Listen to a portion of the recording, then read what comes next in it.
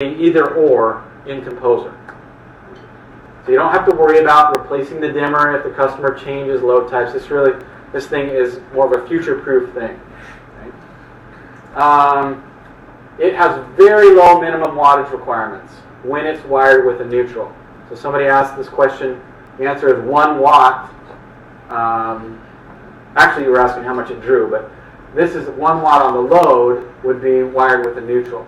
It can handle all the things we talked about: incandescents, halogens, magnetic electronic transformers, phase cut dimmable fluorescence. And I think this is actually wrong. I think this is higher. I'd have to check that. For the 110 volt one, it's 600 watt load capacity, but maybe you guys could look up, or I could look it up later. I think that's a higher wattage for 240. So disregard that. We get less watts in the States than you guys do. So feel good about that. You pay less for them too. What's that? You pay a lot less for them too. Yeah. Depends on where you're at. It works with or without a neutral. If you do have any compact fluorescents or LEDs, though, we highly recommend that you have the neutral. All right, the configurable keypad, a couple versions. In fact, while I talk about these, I'm going to be pulling them out and sending them around. So let me get this guy out. They come in a lovely box. Inside the box, you will you'll order it as a color on that adaptive phase dimmer. So this color you're looking at is our glossy white color there as we pass it around. And on the back side, you'll get to see the various wires here. One of them is designed to be connected to an auxiliary keypad, which I'll talk more about in a moment. But we've made effort to make sure that the wire color is what you guys use. So go ahead and pull this out of the box, and as you're passing it around the room, just make sure it ends up back there somewhere next to Paul and Eric. So that's the adaptive phase dimmer. Let me grab the configurable keypad. This one is pretty rocking. In the past, you had to order a 3 or a 6 button or a 2 button keypad. Okay, the keypads now all come with this little kit, right? You've got every button configuration imaginable with the device. So you don't need to figure out, am I going to put a 6 button here? Or am I going to put a 3 button here? Okay, they're pretty easy to put on this particular device. So as you pass this around, you'll see this little tray here that comes with it. Okay, and there's trim pieces that go along the top. So right here, there's a top trim piece. Right there, there's a bottom one. And by the way, with the dimmer, this trim piece has a little piece on the back of it that's for the auto air gap, or for the air gap. So what that means is, if I'm using the dimmer and I push on the right side here, it disengages power to the load. Okay? Questions about that? That's on the dimmer, right? Doesn't need it on the switch, doesn't need it on the configurable keypad, because these guys aren't connected to the load. So the dimmer, the top trim piece, will look a little slightly different because it has a little bit of plastic protruding off the back that when you push on the right side, it engages the power off to that load. Okay, so what's going around is the dimmer and the configurable keypad. I'm sending around this one, the C4 KC240. Again, 2 to 7 buttons, you can configure that. It ships with the button kit. You get a single high, double high, triple high, or a single high split up down. Right here, right? You can use them in whatever combination you like. Obviously, it's going to replace your current keypads because you don't need to worry about a 3 button or a 6 button anymore. So here's some examples of configuration where you've got all single high plus an up down. You've got a triple plus 2 singles and an up down. You've just got singles all the way down. 3 doubles, 2 triples, whatever you'd like to do. Okay? On the back of them, they have a little, on the back of these buttons, they have a little LED pipe routing mechanism where the status LED gets routed to show up here. Okay? The reason I'm telling you about this is because engravable buttons are different. They also not only have this little routing pipe that goes for the LED status, but where the engraving is going to be, they have this routing piping going back there, where these guys don't. So these buttons are not meant to be taken out and engraved on your own and have the backlight work, okay? They're not designed for that. They don't have the proper backside, they don't have the proper paint to handle that. So if you're just doing these buttons, you turn the backlight off. By default, it is off. It's the color black, which is basically off. But you only turn backlight engraving on when you actually have the appropriate buttons, which I'll talk more about later. You can power it with either high voltage or low voltage. You can do, it's like 10 keypads with a 1 power supply. Those buttons easily snap on or off. Okay, very easy to do that. The up-down buttons have to be in the bottom position though. That's the only position that they'll fit with this configuration right here. So they don't come apart, you can't separate them, you just pull them out and you pop them in that bottom configuration area. The cool thing about these up-down buttons is you can do either every time I hit the up button it does one thing, or you can have it track the last button that was pressed here. So if your top button turns on the TV, your next button turns on a playlist, your next button does a lighting scene. You can have these guys do different things depending on which button was just pressed. So if they just pressed the lighting scene, this will ramp the scene up or down. If they just turned on music, this will either go to the next track or previous track or volume, whatever you want it to do. This is fantastic in my opinion. Okay, I put these in my kids' room next to next to their fan speed controller. I know that hurts, so I'm not going to say that again. But they get that very, very quickly. Where top button is the light. If I just hit the light, these two guys raise or lower the light level. Next button was turn their music on, and now go to next track or previous track, and so on. So that's all programming in Composer. You set that up. You have to tell it, I either want it to do this one thing all the time, or I want it to track the last button that was pressed, and then whenever that last button is pressed, do this. Oh, okay, so let's go through some things here, gentlemen. Okay, I think I've said it a couple of times, but the backlight is one color for the entire keypad. Okay, important to remember. LED statuses, knock yourself out. Those can be any color on any button, right? They're not tied to the backlight. You can change that on the fly via programming. So for your customer that's an interesting person, you can do that, turn it to black at 10 o'clock every night. I just ran out of battery or something. Where's Nigel? So I'll talk loud for a minute until we get more batteries. But if anybody could grab Nigel. Maybe there's another battery. The color doesn't need to match, right? So if you've got, what does that say? Colors that complement LED color, it doesn't have to match. Obviously, you can use two completely different colors between the LED status color. Just, it doesn't have to be the same color, but it does tend to look better if it matches. It's sort of, either complementary colors. I might grab some other batteries for that. Thank you. Appreciate it. People have asked, how many characters can I put on this? And it will let you type in a certain number of characters based on if you're using capital letters or lowercase letters. So we're not going to let you go over the limit. So I can't tell you the number of characters because these W's take up, about the same amount of space as that chandelier, but it's fewer characters. Thank you.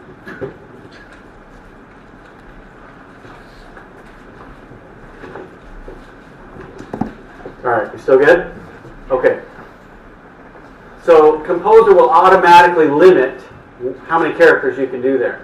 Now we highly recommend something that people call Camel Case for best readability. Does anybody know what Camel Case means?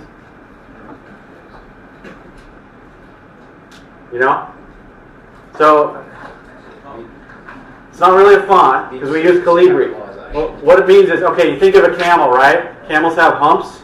Okay, Camel Case refers to the first letter in every word being capital and then the rest being lowercase. And the next word is the first letter is capital and then the rest are lowercase. They've done studies and people tend to be able to read that type of thing easier than if it's just all lowercase or all uppercase. Okay, so it pops out at them. I don't know. That's the only reason I think of it's called Camel Cases, because it looks like humps, right?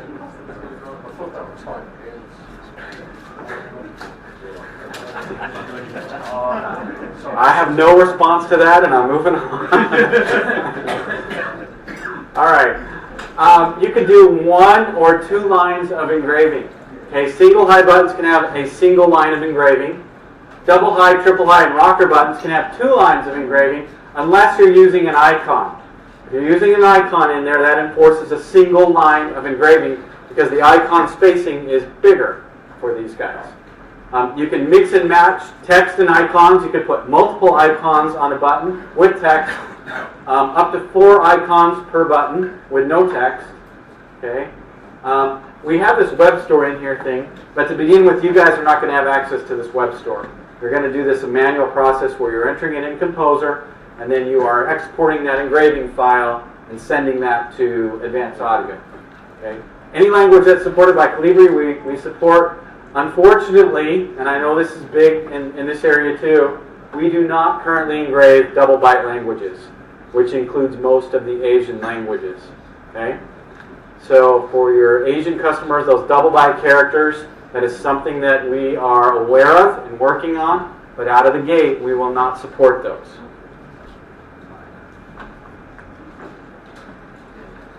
Alright, so how does this all work? Well, the engraving process is, on the button, you're going to name the button, but then you will also put what you want engraved on the button. So in this case, we have a double high button. And we've got room and off that's put on the engraving there.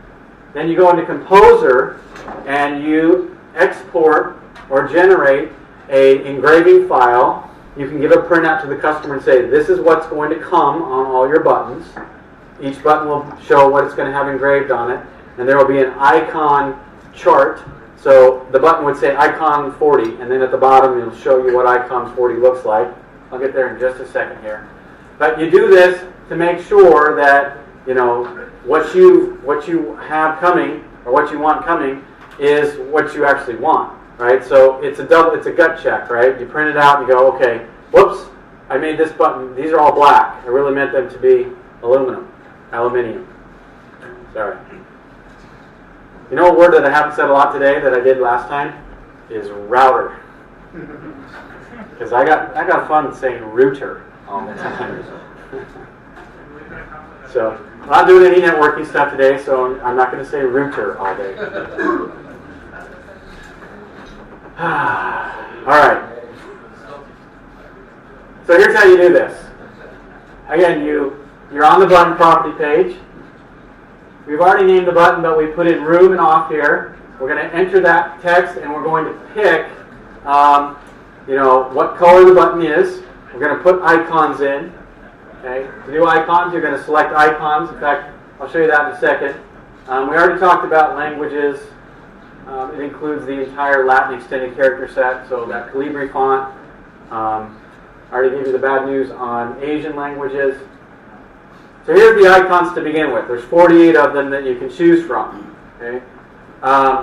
From light bulbs to homes to music notes to up, down, play, stop, next, pause, plus, minus, mute, on. There's a moon and a star, lock, unlock. There's these different fan speeds, cold, heat, watch TV, movies. Okay, these are all engraved buttons. Now the things that I sent around, there's some example of what the icons look like engraved on there. So as they come around, you'll see that. Again, icons require more vertical space than text to be legible, so that's why if you're using an icon, we don't let you do 2 lines of text on that button. It's just a single line of text. So when you click the icons button, the 48 pop up here. You're going to double click the icon that you want to add, and it can be first thing in the line. It can be a word and then an icon. It can be an icon in the middle of a word, although why you do that, I don't know, but it lets you do that. Right? You can combine up to 4 icons on a single button. and you know, as much text as you want, as long as it all fits on the button. Okay. How many characters do you have? Do you know how many Characters all depend on if you're like capital W's take a lot of space, right? I's, lowercase i's take a little bit of space. So it just stops you writing. Yeah, it's space. It's not characters. Yeah. So, all right. This is where you go to get the engraving report and what you do with that engraving report. Go to Tools and Reports. You select Keypad Engraving. You click the Display Report button, and you're going to print this button. You can export this as a spreadsheet, as a Word document, as a PDF file. Okay, so it comes up. You can print it right there. But what it looks like is you'll see all your buttons, the keypad, the location, the finished color, and you know what's on there. And this one happens to be one button that says rocker and pendants. Now here is my keypad in my kitchen. It's a single high button with the wording kitchen engraved, a single high with morning, single high with cook, single high with overhead, and double high with room off. Okay? And color. That's important. That you verify the color is what you pick. When I was doing this, creating this for fun on my own, just to try it out, I forgot to pick the color many, many times. Because I thought, you know, I already picked the color on the first button I did. It doesn't propagate, right? You have to pick the color for each device. Once you've, then you can give that to them. Once you're ready to go, you hit Export Order File. This exports an XML file for us that we upload into our laser engraving machine. So the process is the buttons get laid out, the colors that you picked get laid out, and the machine goes through and burns all the correct images or icons and text on there for you. Believe me, there's nothing like the smell of a laser burning buttons. It's just beautiful. It's like napalm in the morning.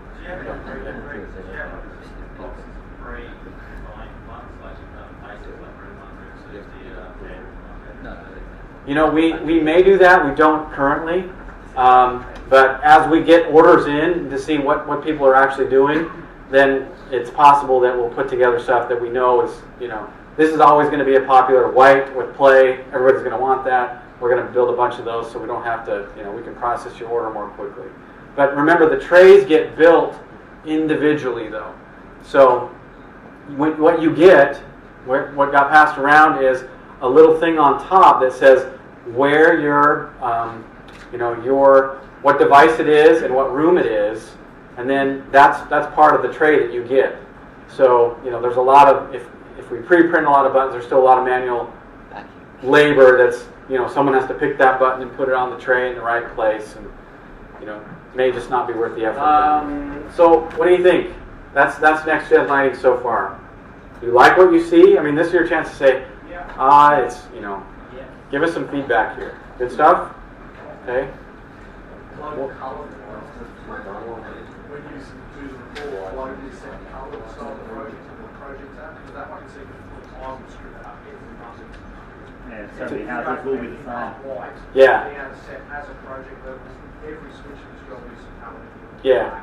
We've certainly thought about a global color option in there. It could come, but right now it's individual, right? You want to make sure that you set it per device. Or at least prompt you at the end of the programming before you go to the next. Did you want to change the color or something? Yeah. Are you sure that it's supposed to be this? Yeah. It'll just take one job for you to screw it up, and then you'll get it right every time after that, right? Go ahead here. How many countries has this been released in so far? Engraving? None. Oh, panelized lighting? We've released it to order worldwide. It doesn't mean we've met those orders.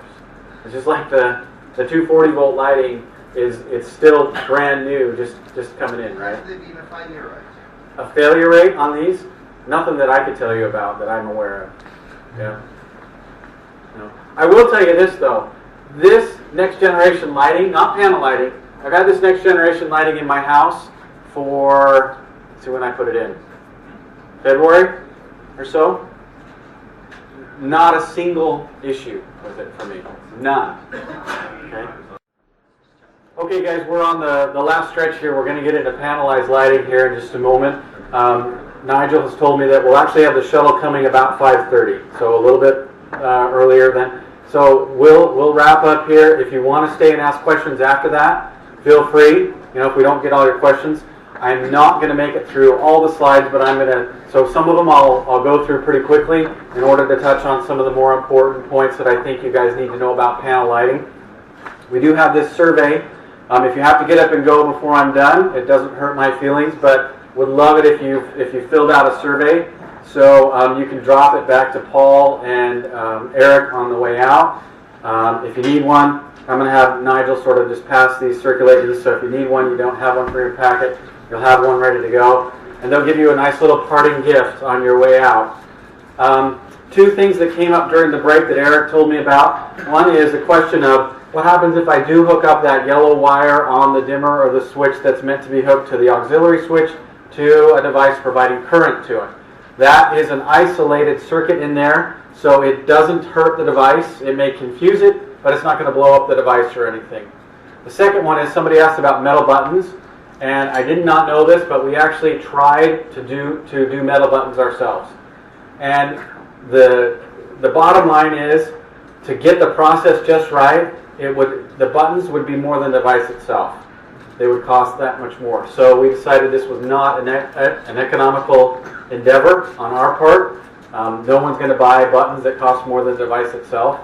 So for that reason, we're not going to release mechanicals, have you even go through that process of trying it. So, and that was on the wired keypad. The wireless one was a no-go because of also because of that, but the RF interference or RF blocking. So, I'm going to jump in a panel in just a second, but I want to do a reminder of some of the important things that have to do with panelized lighting, and one of those is called Inrush Current. This is something that happens when a light is first turned on. There's a spike in the current, and that can be many times higher than the normal current or current during normal operation. Okay, right here where you get this big 22 amp spike. It can damage electronics and dimmers and switches when it's not properly managed. Also a little bit about circuit mathematics, and both these things come into play here in a few minutes. So watts equals your volts times your amps. So if you've got a 15 amps circuit, 240 volts, you're going to have a capacity of 3,600 watts. However, what our stuff does is it takes 80%, and this is the panelized stuff. It will allow you actually to do 2,880 watts, 2,800, not the full 3,600, okay? Part of that is for this to allow a little bit of headroom, overage there in this managing this inrush. What if a load exceeds the maximum wattage that we can provide? We talked a little bit about power boosters before. It takes the output of our dimmer as an input signal and then amplifies that basically and controls the load using forward or reverse phase dimming. It can dim up to 16 amps. Okay? So if you've ever had to do that with ours because the dimmer or the switch didn't handle enough, or the dimmer didn't handle enough, you can use a power booster. I don't think they exist here, Todd. Don't exist here? You guys don't worry about that? All right. They do. Yes? Yeah, they do with pulse width modulation. Okay. LEDs can change. The other thing you guys don't need to worry about is this. That you use these are different than the GFCIs, so it's not something that you guys need to worry about. Or we also sometimes call them GFIs. Same thing for us. They're different than the GFIs or GFCIs. Okay, with load types, I'm not going to talk a whole lot about load types at this point in time. We do have this course on the university as well, but the different things that you can hook up to are devices, incandescents. Those have a high inrush current when they're cold. Adaptive dimmers generally use reverse phase for incandescents. It generates less noise. All right, and down here, are incandescent bulbs being phased out? Yes. They are in the States, right? It's becoming more and more difficult. You can still get them, but it's becoming more and more difficult to get approved to install them in certain areas in the home. Lots of government regulation going on there. Someone's making money on this, right? Transformers, we're not going to talk a whole lot about those, so I'm just going to go through magnetic, MLB. What's important here is not underloading a transformer. It's generally best to at least 70% of its rating. Like I say, I want to skip into, what's the word, panelized lighting. So I'm going to skip these load types here. Apologize for the flashing here. LEDs, though, still new to the market. Holy cow, they're all over the map, right? Some good, some bad. Generally, you get what you pay for, but not always. So we got this from the Department of Energy, and it shows the light output of a variety of dimmable LEDs when used with a single dimmer. And, you know, the ratings were completely different than what they were outputting. It was just all over the map. Why I'm showing you this is that LEDs can be categorized a couple of ways. You've got an integrated driver built in, where you've got a separate driver. A separate LED driver is the equivalent of like a fluorescent ballast. And that driver really determines what type of dimming is required for this and how good the dimming is. The LEDs themselves are inherently dimmable, but it's controlled again by this driver. Some dimming challenges with LEDs: limited range. For example, in my training room, the range really was 20 to 80%. Some LEDs develop a flicker. The LED doesn't change light level when the dimmer is adjusted. You get popcorn effect. Minimum load issues where there's flashing. The LED is intermittently on when it should be off, and you can get some audible noise as well. So when you're dimming these, it pays to try forward and reverse phase, just to see which one works better on that particular light. Now we're getting more and more lights in our lab to try out, more and more LED bulbs. But we're not going to be able to try everything in the world. So some of this is going to be shared experience between you guys down here on what bulbs are available, what works best with our system. I'm going to skip that. This is something that you do need to take into account. And that is, just because the bulb says it's a 10 watt LED, we don't want you to calculate how much wattage, like 10 bulbs, 10 watts. We don't want you to say 10 watts times 10 is 100 watts. That's what we're going to use. Because the peak current is really what defines what we're using here and the number of LEDs that you can have on a circuit. It's that peak current. Now these LEDs have what's called high repetitive peak currents. That means that they are similar to an inrush current, but it occurs on every cycle. So high, then down immediately, and then it's high again and down immediately. So that's a lot of inrush current going on. So when you're calculating how much energy or wattage is going to be used on this circuit, we found a pretty good rule of thumb is multiply what you see, the 10 watts, by 5. Take that wattage by 5. So if you've got 10 bulbs, and each one's 10 watts, you're going to do 10 watts times the 5 is 50 watts, times the 10 bulbs is 500 watts. So that's what you're going to gauge is going to actually be the draw if you include that high inrush current on both cycles. So be conservative is what I'm saying. Okay? Does this make sense? Okay. All right, some best practices. Test, right? Try out things. Test the entire circuit with the exact number of LEDs that are going to be used to make sure that you're getting what you want. Generally, control signal dimming, like 0 to 10, provides a better LED dimming experience than phase cut dimming. Yes? In the 0 to 10, you still found your the rule previous slide. No. That has to do with phase cut, if you're doing phase cut. Yeah, right.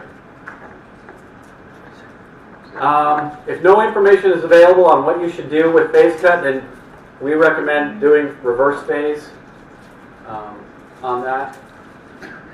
Getting a neutral to the dimmer is good. We've said that several times. And don't use the cheap non-branded LEDs and expect good compatibility or good performance. But you may have a source, right? You may find a place that actually gives you some stuff. It's, again, test on this. Our dimmers are not rated for motor control, so they're not rated to be hooked up to, you know, bathroom fan, ceiling fan. They are related, or these can be controlled by our switches, though. Our Control4 switch is rated to control motors. All right, so let's get into panelized lighting here. Traditional wiring, as you guys know, you've got your breaker panel, goes to your wall boxes in many cases, and then that goes to your loads, right? So you've got these wall boxes here going to the loads. Those are coming from the circuit breakers to those wall boxes. All right, obviously, you know, designers and customers don't like all that wall clutter. So central lighting's been around a long time. One of the advantages that it gives you is, you know, you don't have all this wall clutter. So obviously there's this better way of central lighting. It's been a long time coming for us, but we're going to introduce here our panel cabinets and the components that make up our panelized lighting to you guys now. So the way it's wired up is you've got your circuit breaker, you know, a 5 to 20 amp is wired to your Control4 panel or panels, probably multiple panels in a larger job. Those can be all installed in the same place or they can be spread throughout the house. Then your lights are wired up directly there. Everything else, your Zigbee keypads talks to these guys via director over Zigbee, or your wired keypads will also talk directly back to these guys here. But you notice there's a lot more, you know, everything is home run, right? All the lighting loads are home run back to that panel. So the power comes into the panel. This is where all the magic happens. So you get rid of that wall acne, control things with keypads, you got a nice clean look, there's nothing on the wall. Typically this is limited to new construction homes or extensive remodels. It's not something that you're going to put just in an easy retrofit because all that new electrical wiring that's being pulled.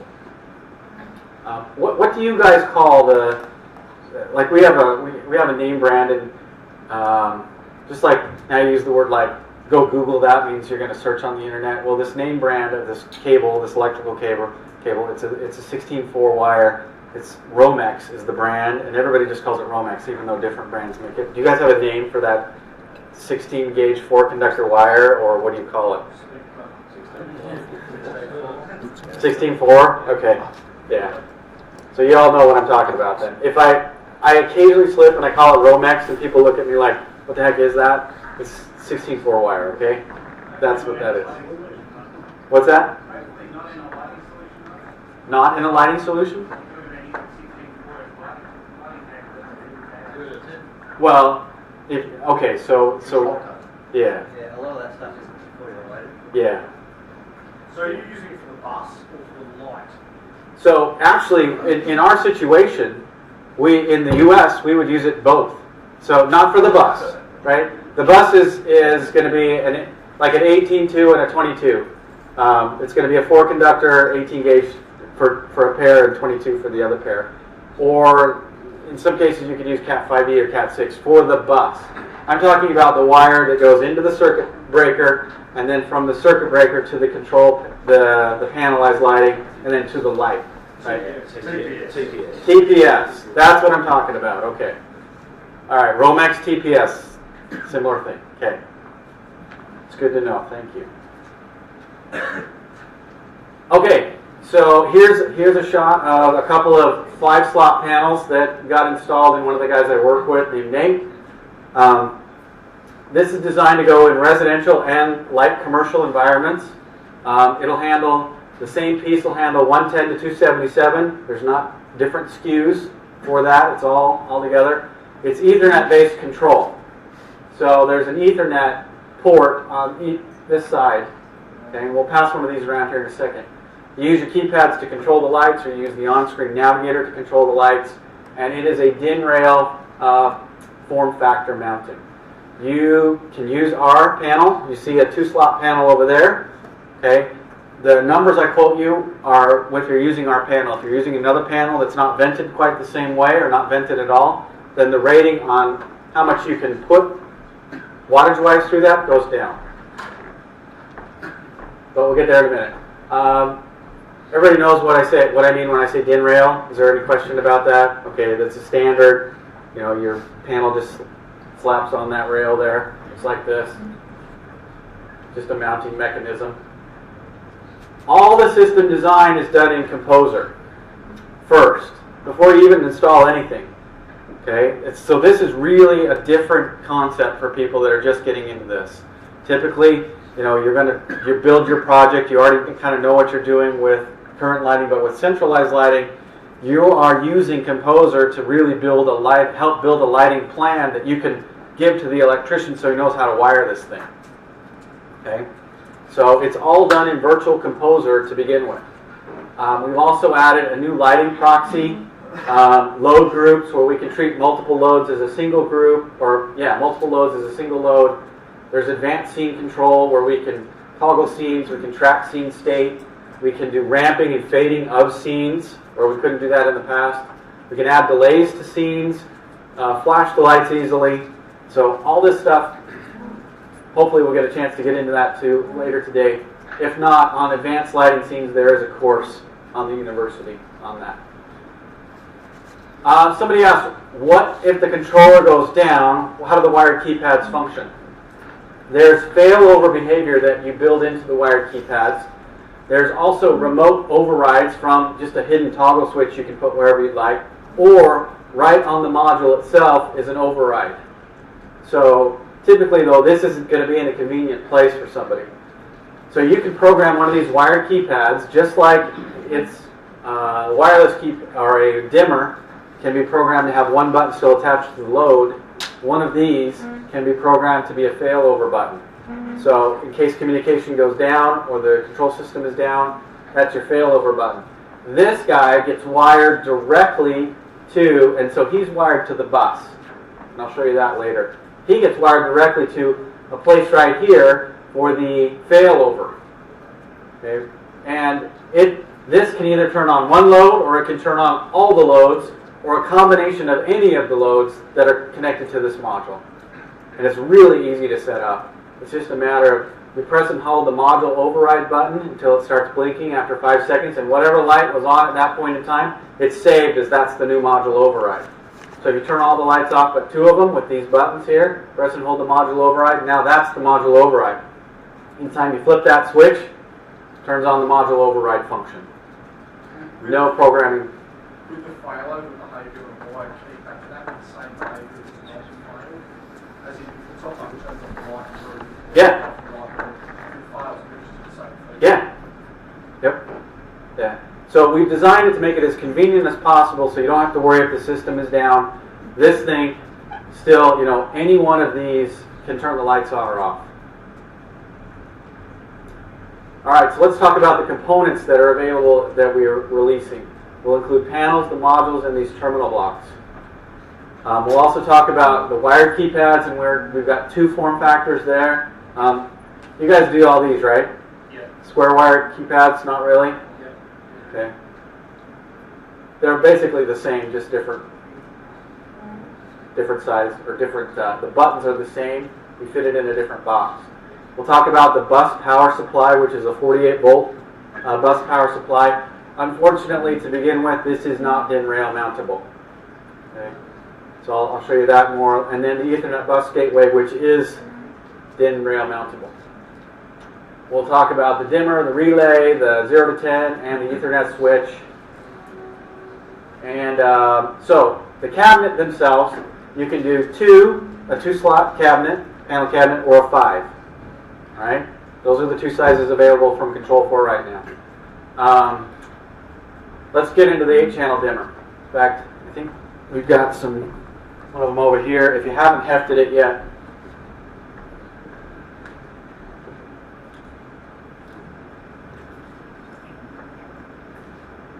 yeah, so here's the dimmer.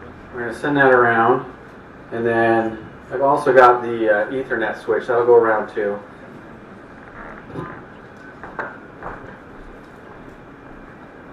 So it can take line in down here. This is where it takes it. 110 to 277 volt, 50 to 60 hertz. 2 line in maximum from the circuit breaker box. Now this is something that is required in my neck of the woods, but I'm not sure if it's required down here. And that is, when we do 2 line ins, They have to be what's known as on the same phase. You guys have that requirement down here. Do you know what that means? Okay. So I'll show you that in the panel in a minute, but every other circuit breaker in one of our panels is on different phases. And the way we get 240 volt is we combine two together. So there's a different kind of a circuit there that goes in there, and then that puts out 240 volts for us on a single line going to, typically it's a clothes dryer is what we need to. So you double those and you get 415? Okay.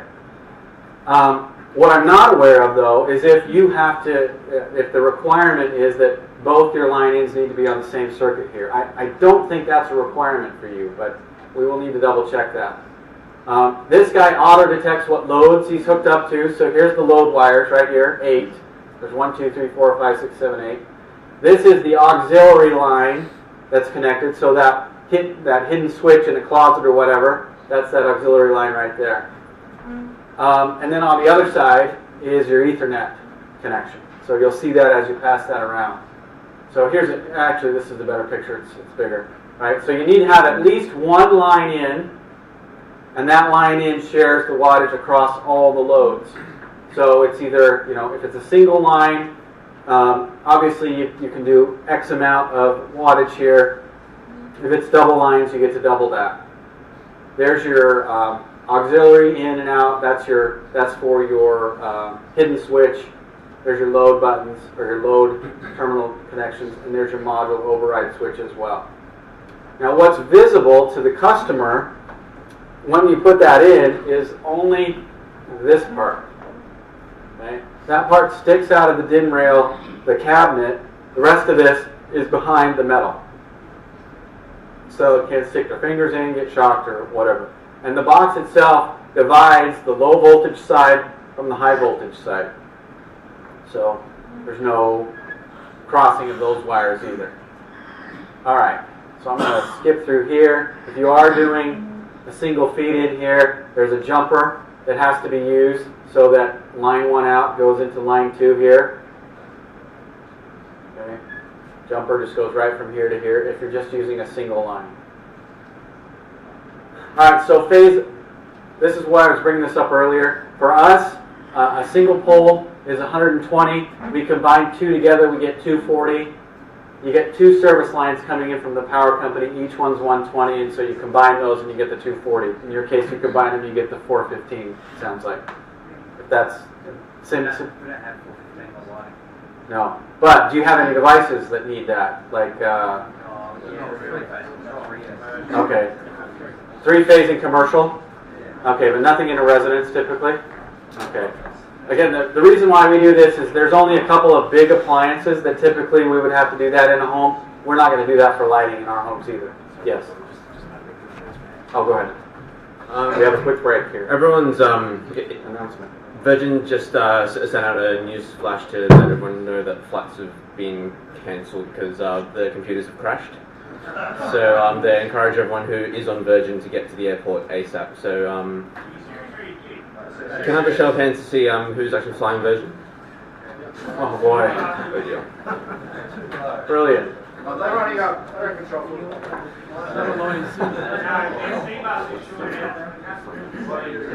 It's we still have like an hour. We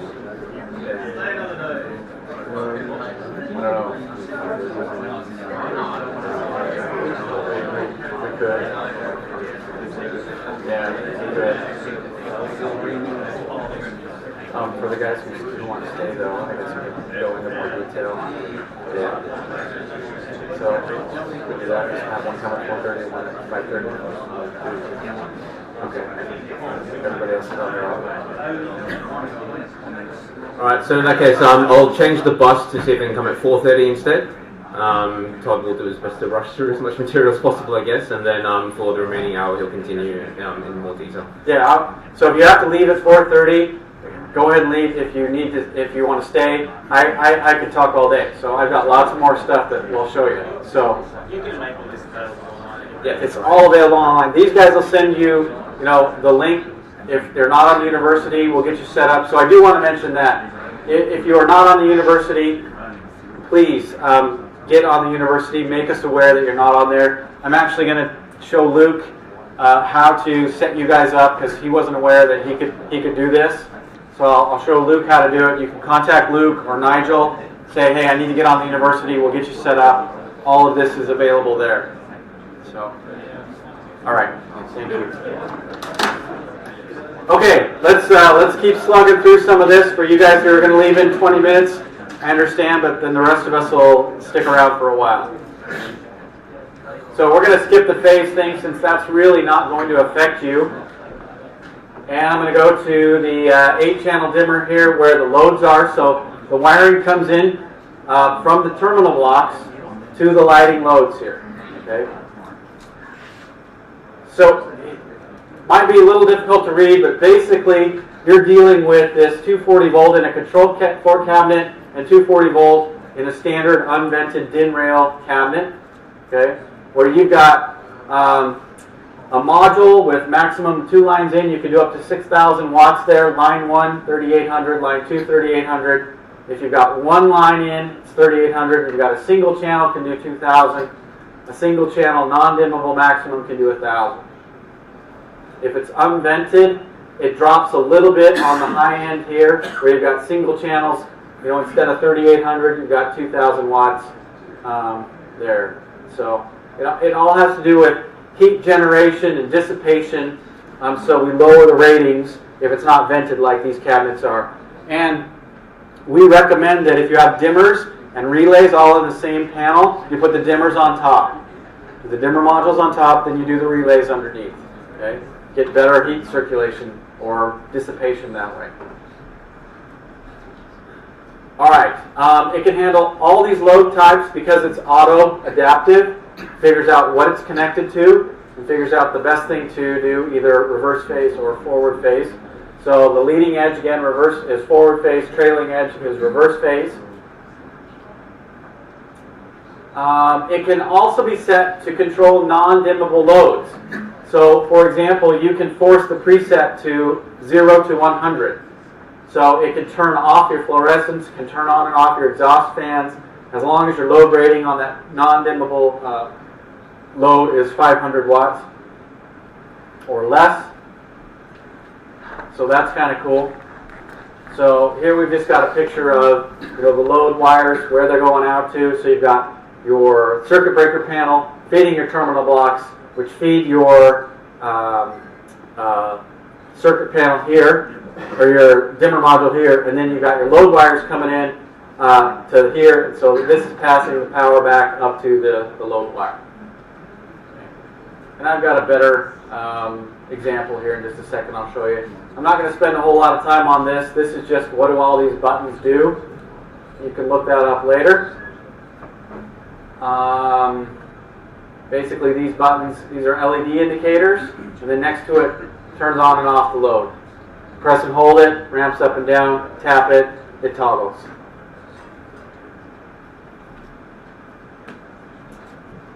This chart, I'm not going to go over in detail right now. Just be aware that the LEDs can be different colors, blue, black, red, and those mean different things. Red is always a, hey, there's something going on. Okay? Danger, danger. All right. We talked about this already, the override. We talked about that override button, yes. So what you're seeing here is your hot, your neutral, your ground, all those are coming into these terminal blocks. The terminal blocks then are wired to our panel here. Also your load wires are coming in, and they're connected up here to the load. So we should probably get a better picture, but you get the general idea, right? It's all coming in there. All right, we talked about the hidden override switches already. That auxiliary switch connects up here. On the back of it, you saw the RJ45 connection. This network link activity shows things going on. Okay, the thing to be aware of is these guys get an IP address, right? They are connected up to your network. You can choose to connect them through our Ethernet gateway, our 8-port gateway, or you connect them through any switch you'd like. Okay, the nice thing about the Ethernet gateway, you make money on it, and it fits very nicely into the DIN rail panel. Okay?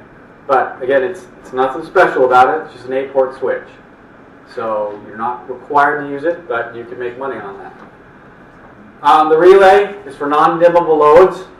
Okay? It's set up much like the dimmer, except for a big difference is you can do up to 4 circuits input this. So it can handle a larger range of wattage for the loads because you can do the 4 circuits instead of the 1 or 2 on the dimmer module. Now you don't jumper things either, right? This is actually requires up to those 4 circuits. So let's look at that. Each line, each circuit serves 2 loads. It's on and off is what you get. So you've got your line 1 in, and then line 2, line 3, line 4. They're all here. These loads are the same. Auxiliary input and output is the same. Everything else is pretty much the same.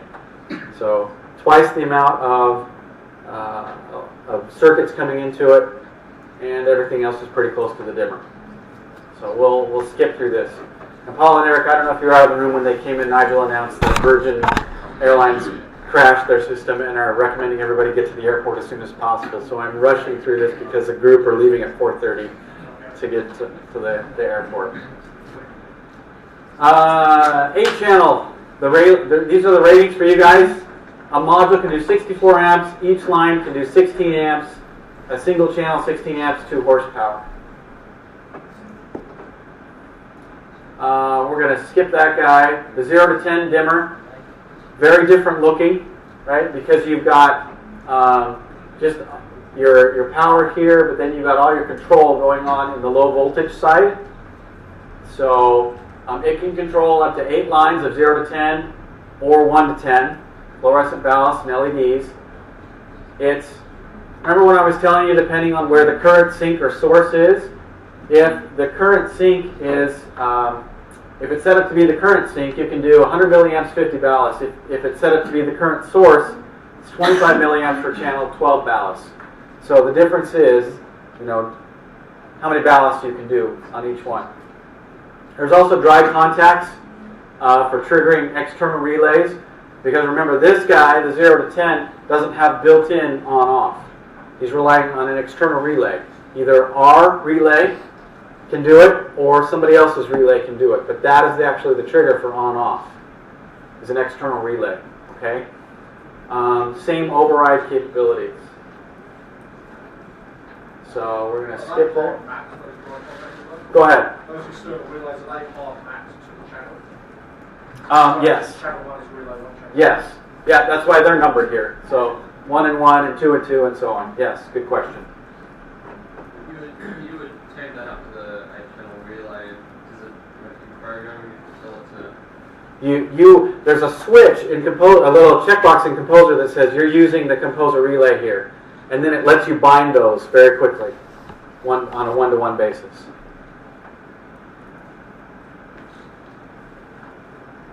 Excuse me. So here's an example of 0 to 10 volt wiring. You've got your high voltage coming into this driver here that's responsible to do the dimming. Your high voltage coming in here. Then you've got your control signal going from here to your LED dimmer, and then your voltage going here. So the control signal is telling this LED driver what to do here. Okay. Now what's missing from that is the relay part here. So let's talk about that now. Some loads don't require it, but others do, where there needs to be a separate on-off control for that. The LED driver or the ballast would handle that automatically. If it didn't, but if you did need that, then here's how you wire that in. You've got your Control4 relay, right, connected in here for on-off control, or you've got an external relay, like a Leviton or something like that. So it just depends on what you're going to do. If you're going to hook up, if this guy doesn't need it, you hook it up this way. If this guy needs it, you're going to go through this kind of setup here for a Control4 relay, because we will get that indication through, the system will already know, because you will have bound this to this, and so it will know to turn that guy on or off.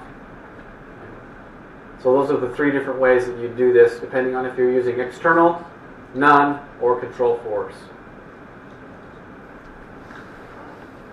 Alright, so there's the two options. Here's an example of an external relay. One of the advantages, it's low cost and it doesn't need a controller to work. The disadvantage is the electrician has to find a place to install and wire that thing. The Control4 relays, you get simplified wiring. You can wire everything in the same cabinet. It provides energy measurement of the load. It is a higher cost, obviously. Okay, so you weigh, what you want to do, and we'll support either way. We talked already about sync or source, 0 to 10, 1 to 10 fluorescence, so I'm going to skip that. Here's the Ethernet switch. It is what it is. It's a 4-port switch, right? You got one coming in from your main switch, and the 7, excuse me, the 7 can go out to panel modules. So we don't need to go into that really. It's just powered by a line in from the circuit breaker. Connects to the network. All right, let's talk about the cabinets and terminal blocks. The terminal blocks, we made them sort of one size fits all. So there are not different colors for different countries or different areas of the world. There is one for the dimmer, one for the relay, and one for the 0 to 10 volt dimmer, the Ethernet switch, and the bus power supply. Okay. It's similar to what you'd see in like Crestron or Lutron. It comes as a complete assembly like this. It just snaps ready to mount onto the rail. So let's take a look at that. This is where it gives the electrician a place to do all the roughing and the wires, so all the neutrals, the load wires, the ground, and so on. There are jumpers here. Let's see if I have a picture. No. There's jumpers though here that allow you to do testing. So when you flip the circuit on, it turns the load wire that's onto it without the module installed in it. So they can at least test, is the load connected correctly to this circuit, right? Just by hitting the circuit breaker. Now when you're ready to go and you hook the load modules up, then you get rid of the jumper out of those load modules. You just unscrews, basically. But to begin with, it is jumpered so that you can do that test with the circuit breaker panel. Also, you do want lights during construction, right? You don't want to have to install this to get your lights. So we've got the 5-slot panel high, the 2-slot panel high. Again, you can see the 2-slot panel there. You take that and exponentially add, some height on there, and you're getting, this is 65 inches high. Sorry, I did not convert that into metrics here. But anyway, that's where all your field wiring terminates, right there. We cover up the sides, right, so that all that's visible is just that little top layer, the part that the customer can interact with. These things put out a little bit of noise. They're not terrible, it's not like a jet engine, but you want to be aware when you're installing these that there could be some noise emanating from those cabinets based on the module usage. So I would certainly not put them like right next to or in a bedroom. You're going to put it in a closet somewhere. You're going to put it in the basement somewhere in a rack area. You don't want to have a source of frustration for the customer by putting this, right behind their bedroom wall or something. So, okay. You guys are smiling at me like I don't know why.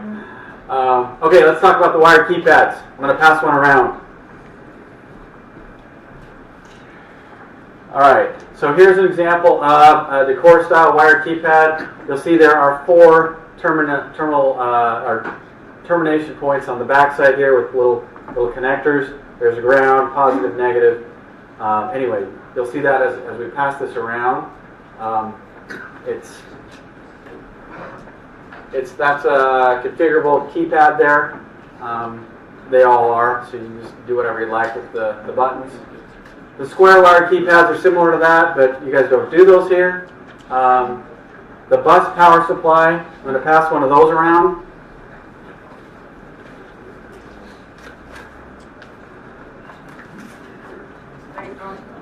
You bet. It's good to see you guys. Hopefully you make your flight. Good luck.